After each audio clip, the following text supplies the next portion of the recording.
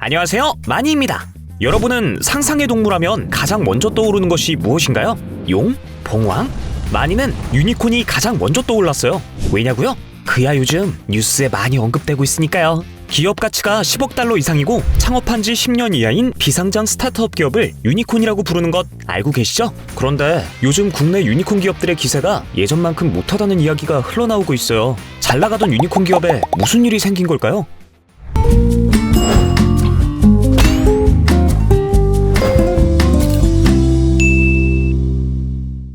잘 나가는 비상장 스타트업을 유니콘이라고 부르게 된 것은 2013년부터입니다. 미국의 여성 벤처 투자자인 에일린 리가 상장하기도 전에 10억 달러 이상의 기업 가치를 만들어내는 것은 유니콘처럼 상상 속에서나 가능하다는 의미로 처음 사용했어요.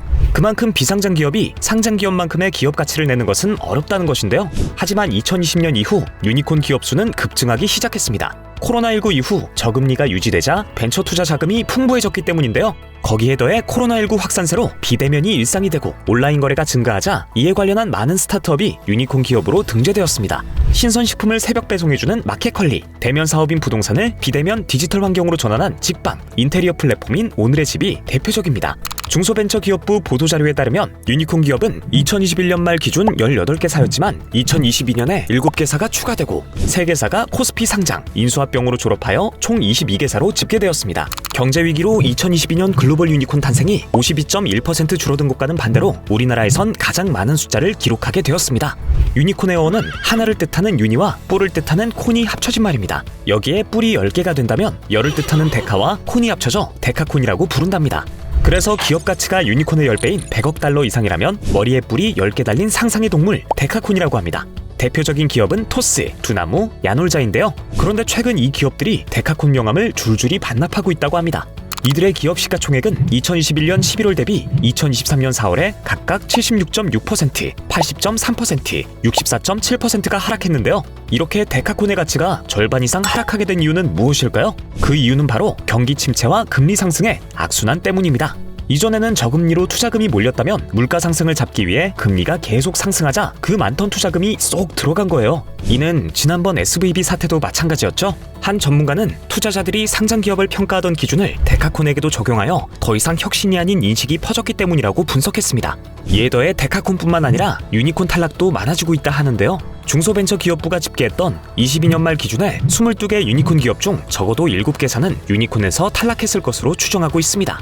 유니콘 기업들은 신사업 관련 투자 비용이 실적이 나빠진 이유로 꼽았지만 업계 관계자들은 몸집 키우기에 집중하기보다는 비용을 절감하는 데 집중해야 한다고 지적합니다. 무리하게 인재를 영입하거나 유명 연예인을 모델로 선정해 TV 광고 등을 늘리는 등 유니콘 기업끼리 경쟁을 한 것이 침체의 원인으로 꼽기도 했는데요. 투자 감소로 인해 스타트업들이 기세가 꺾이자 정부에서는 혁신벤처, 스타트업 자금 지원 및 경쟁력 강화 방안을 발표하여 총 10조 5천억 원의 자금을 공급하기로 했습니다. 초기 성장 단계 기업, 중기 성장 단계 기업, 후기 성장 단계 기업으로 나누어 자금을 투입하게 되는데 초기 기업의 경우 금리 부담으로 인해 대출이 어려워 자금 조달이 큰 걸림돌이었습니다. 하지만 이번 지원금을 통해 숨통이 트일 것으로 기대하고 있습니다. 중기 기업은 상환 청구권 없이 매출 채권을 매입해 부도를 방지하는 방안 등 기업을 더 탄탄하게 만들어주고 후기 기업은 해외 진출과 인수합병 지원, 유니콘 도약을 위한 방안을 제공할 예정입니다.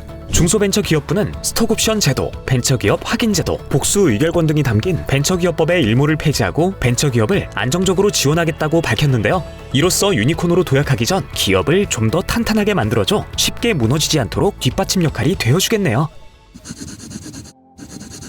승승장구하던 K유니콘이 기세가 한풀 꺾여 뒷걸음질을 치게 되었는데요. 금융감독원의 2022년 재무제표를 보면 유니콘 기업 12곳 중 영업이익이 2021년보다 증가한 곳은 여행 플랫폼인 여기어때 한 곳뿐이었습니다. 많은 전문가들은 플랫폼을 무리하게 확장하여 외형을 키우기보다는 수익성을 강화하고 내실을 다져야 할 시기라고 입을 모아 이야기하고 있습니다.